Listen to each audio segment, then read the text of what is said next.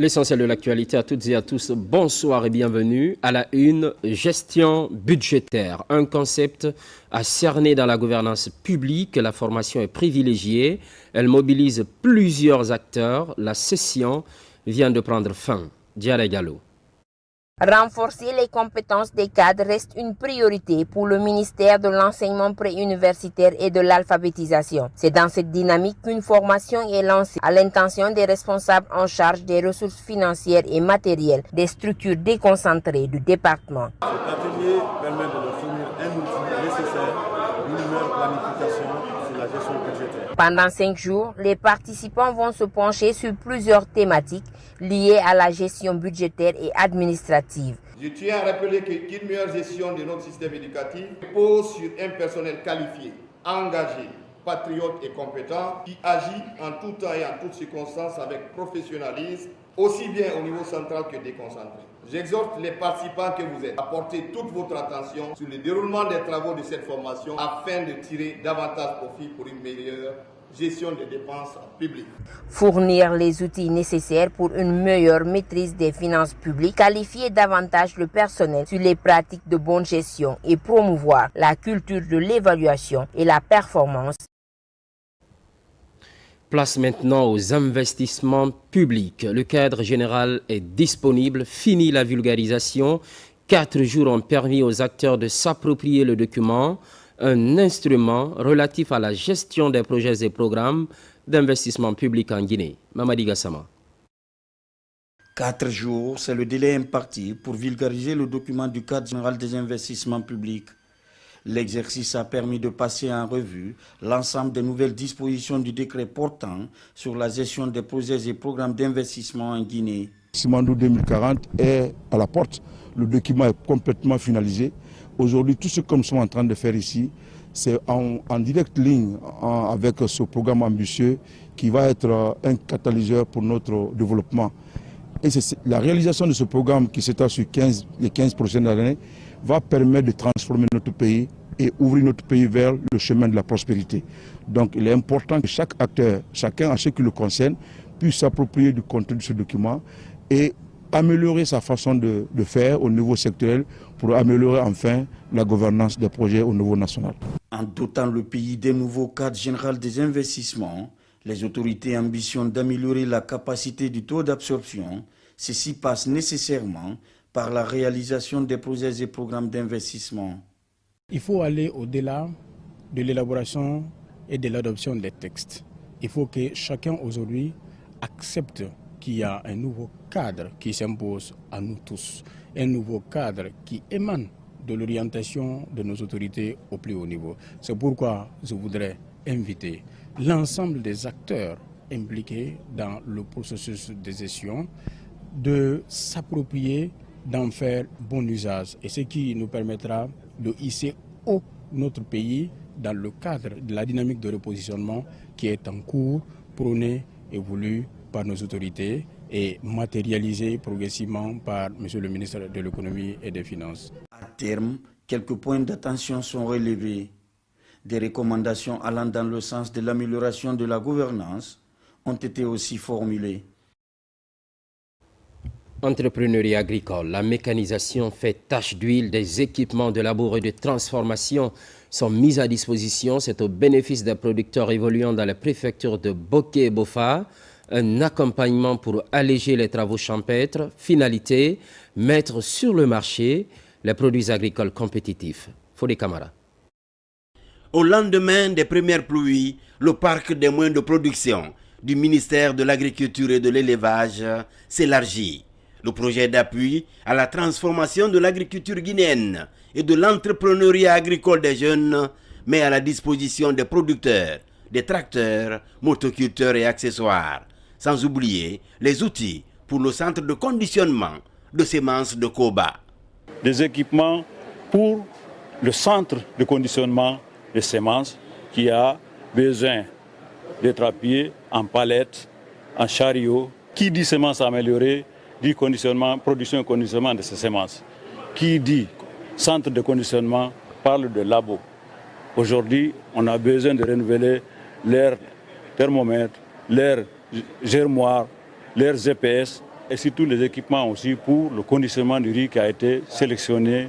Au niveau de l'aval des filières riz, fonio et arachides, des étuveuses, des moulins et des tricycles sont aussi disponibles pour les coopératives de transformation et de commercialisation des produits agricoles des préfectures de Bofa et de Boké. Souvent, notre pays est reconnu pour être un pays qui est submergé de produits importés. C'est un peu l'ambition aussi de freiner cela, ou en tout cas d'avoir une balance acceptable sur cet état de fait. On ne peut pas avoir ce que nous avons donné par Dieu en termes de qualité de terre arable et qu'on soit en train d'importer même de nos voisins pays sahélo-sahéliens auxquels pays nous donnons de l'eau. Donc je voudrais encore une fois au nom de Monsieur le ministre Félix Lama, le ministre de l'Agriculture et de l'Élevage, remercier son Excellence Monsieur le Président de la République tout l'appui, tout le soutien et tout l'accompagnement en direction de ce secteur placé désormais au point 1 du programme Simandou 2040. C'est un ouf de soulagement quand on sait que la préfecture de Bofa est essentiellement agro-pastorale, malgré qu'on nous attribue un côté boom minier, mais l'essentiel et l'essence de l'occupation de nos populations locales demeure l'agriculture et l'élevage. Donc c'est un motif de satisfaction pour moi en tant qu'autorité préfectorale, représentant de Monsieur le Président de la République et de tous les membres du gouvernement, et la personne chez laquelle toute cette population aussi pose son problème. D'une enveloppe de 12 millions de dollars, le projet d'appui à la transformation de l'agriculture guinéenne est financé par la Banque africaine de développement et le gouvernement. Un projet très actif dans l'aménagement des terres, sans oublier la structuration et la formation continue des paysans. Sécurité routière. Les défis également sont grandissants avec la réalisation des routes sur l'ensemble du territoire national. Conakry donne le bon exemple. Les agents intervenant dans le domaine aussi se perfectionnent. Une séance de formation est ouverte dans ce sens afin de réduire considérablement les risques liés à la circulation routière. Colonel Mourikaba de la police nationale.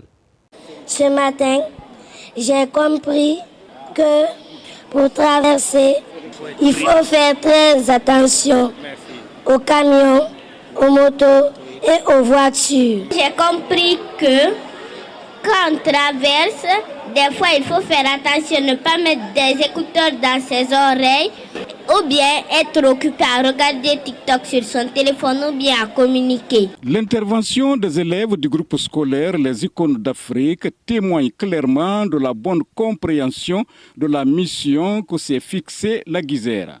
Aller à la rencontre des élèves et leurs encadreurs pour les sensibiliser aux dangers de la circulation routière et leur apprendre à adopter des comportements responsables. Ils nous ont appris différentes façons de prendre soin de nous sur la route, comme par exemple de faire attention aux engins de circulation, comme par exemple les voitures, les motos et les camions. Ensuite, de ne pas porter des écouteurs ou bien de faire attention aux petits détails qui font qu'on a des accidents sur la route. On va essayer de parler aux parents vis-à-vis des dangers qui se trouvent déjà dessus pour ne pas monter à 2 ou à 3 sur la moto. Envisager de monter à 2 seulement, le conducteur et nous seulement. On ne peut pas éviter tous les accidents, mais ils ont dit qu'on pouvait au moins diminuer en respectant les codes de la route.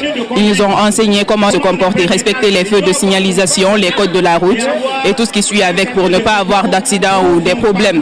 Ne pas toujours dire aux chauffeurs d'accélérer, éviter de venir en retard à l'école pour ne pas avoir à dire aux chauffeurs allons vite, faisons ça ou pas, pour ne pas avoir d'accidents sur la route ou des problèmes, être en surcharge aussi sur la moto, à 3, 4 ou à 5 sur la même moto. Pour le corps professoral, cette initiative de la Guisère est salutaire. Elle vient répondre à une préoccupation majeure, assurer la sécurité des élèves et leurs encadreurs sur le chemin de l'école.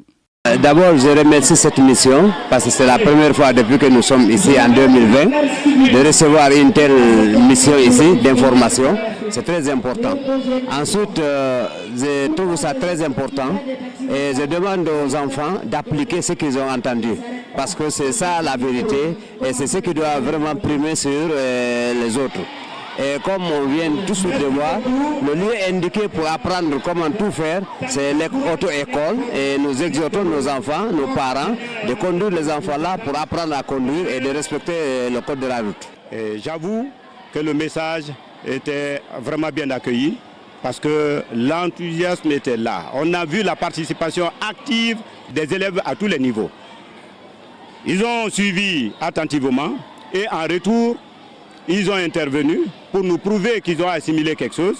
Et en plus, ils ont posé des questions de compréhension et nous sommes vraiment à mesure de vous dire que nous sommes satisfaits parce que le but recherché, c'est que quand nous parlons, nous classifions les personnes vulnérables ou les usagers vulnérables en matière de sécurité routière, les enfants sont les premiers, occupent le premier rang, surtout les enfants, les élèves qui ne sont pas informés, qui ne sont pas comme les conducteurs qui sont passés dans les auto-écoles pour savoir comment se comporter sur la route.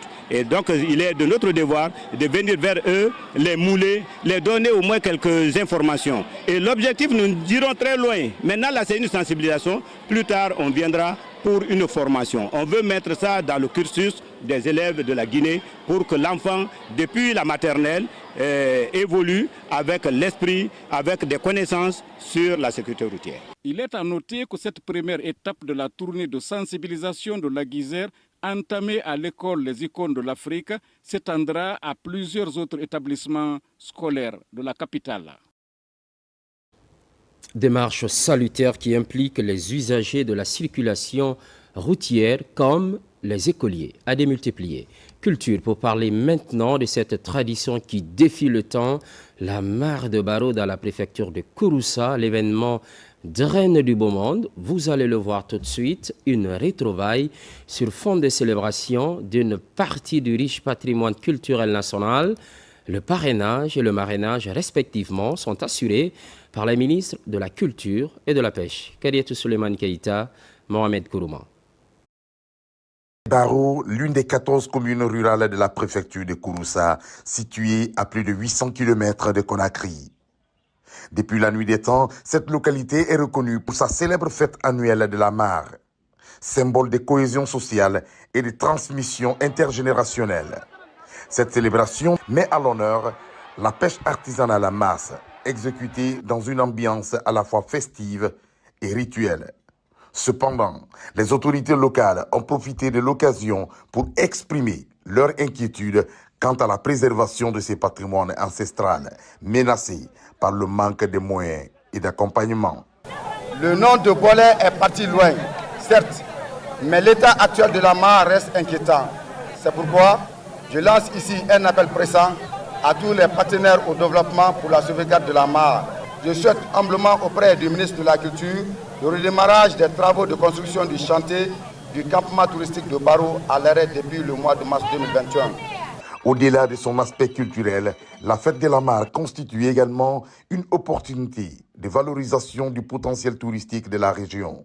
Cette année, la participation des ministres en charge de la pêche et de la culture a donné un éclat particulier à l'événement. En son nom, personnellement, il m'a chargé d'adresser à la communauté de Baro son engagement à continuer à collaborer avec ses homologues de la pêche, de l'environnement, pour promouvoir la fête de la mare de Baro et surtout à préserver la pêche à travers le reboisement et la protection de la mare sacrée Bolé. Entre tradition, spiritualité et modernité, Baro montrait la force de ses racines et l'attachement indéfectible de ses fils à leur patrimoine. On se quitte sur ces belles images. Les programmes se poursuivent. L'actualité évolue en Guinée, notre paradis, terre de richesse et d'innovation, constante fidélité à toutes et à tous.